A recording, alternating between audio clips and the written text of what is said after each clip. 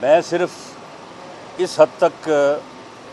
बात को अपनी को महदूद रखूँगा कि जब सियासी मामलात में गैर सियासी मुदाखलत ना हो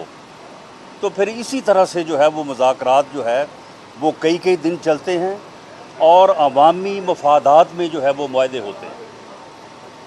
अवामी मफादात को मद्देनज़र रख के फ़ैसले किए जाते हैं और जब ये मुआहदा सामने आएगा तो आप लोग देखेंगे। मैं समझता हूँ कि MQM की क़यादत ने बड़ी ही हिकमत का और सियासी सूझबूझ का जो है वो अज़हार किया है और उन्होंने एक ऐसे मुआहदे की तरफ वो बढ़े हैं कि जिसमें ना तो कोई वजारतों का वादा है, ना कोई अपने ज़ाती मफादात के मुतल्लिक़ कोई मामला है, बल्कि जो भी उन्होंने जो है वो डिमांड किया उसमें कराची के अवाम का और सिंध के अवाम का जो है वो भलाई थी। और पीपल्स पार्टी की क़यादत ने भी मैं समझता हूँ कि कमाल फ़राग़ दिली से, हिकमत से और हकीकत पसंदी से काम लिया है, तो तब जाके ये मामला जो है ये हल की तरफ बढ़ा है। और मैं समझता हूँ कि ये सिंध के अवाम के लिए बिलअमूम और कराची के अवाम के लिए बिलखसूस जब ये चीज़ें सामने आएंगी तो ये उनके लिए एक खुशगवार एक यानी इनाम के और गिफ्ट के जो है वो मुतरादिफ होगा।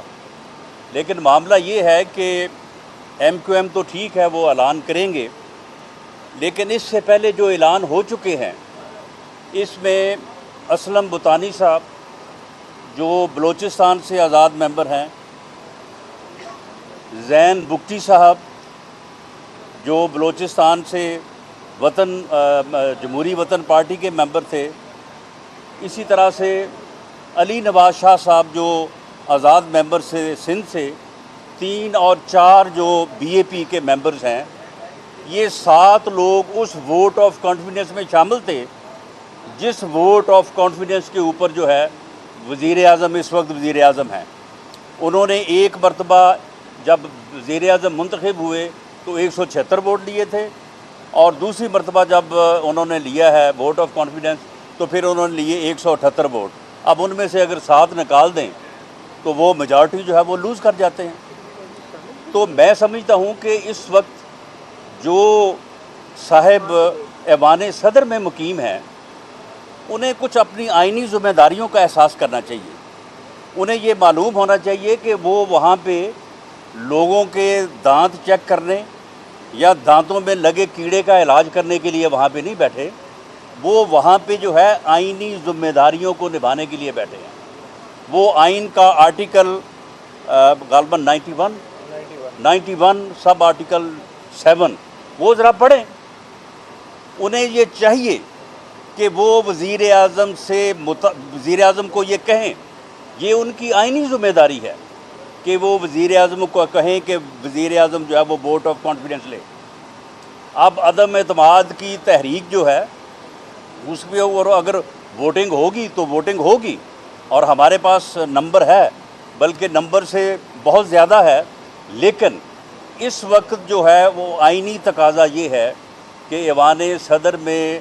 बैठा जो शख्स है उसे अपनी सदारती ज़िम्मेदारियों को, अपनी आइनी ज़िम्मेदारियों को निभाते हुए वज़ीर आज़म को कहना चाहिए और वज़ीर आज़म को वो लिखे। ये उसकी आइनी ज़िम्मेदारी है कि वज़ीर आज़म जो है वो वोट ऑफ कॉन्फिडेंस ले। और वोट ऑफ कॉन्फिडेंस जो है वो इसलिए नहीं उसको मिलेगा क्योंकि ये मैंने बताया है कि वो ऑलरेडी जो है वो अक्सरियत जो है वो लूज़ कर बैठा है। मज़ीद आज जब शाम को प्रेस कॉन्फ्रेंस होगी तो उसके बाद तो मेरा ख़्याल है फिर कोई और जवाब जो है वो रह नहीं जाता। आज सुबह से मैं देख रहा था कि शेख रशीद साहब नज़र नहीं आ रहे। शेख रशीद साहब को चाहिए कि वो आएँ और मैं उनसे कहूँगा कि ये शर्म शुर्म जो है ये आनी जानी चीज़ है आपके लिए और हमेशा आपने ऐसे ही जो है वो काम किया है, तो आप भी आएँ सामने और सामने आके जो है वो वज़ीर आज़म को आप मशवरा दें ना, सियासी मशवरा, कि उन्हें या तो वोट ऑफ कॉन्फिडेंस लेना चाहिए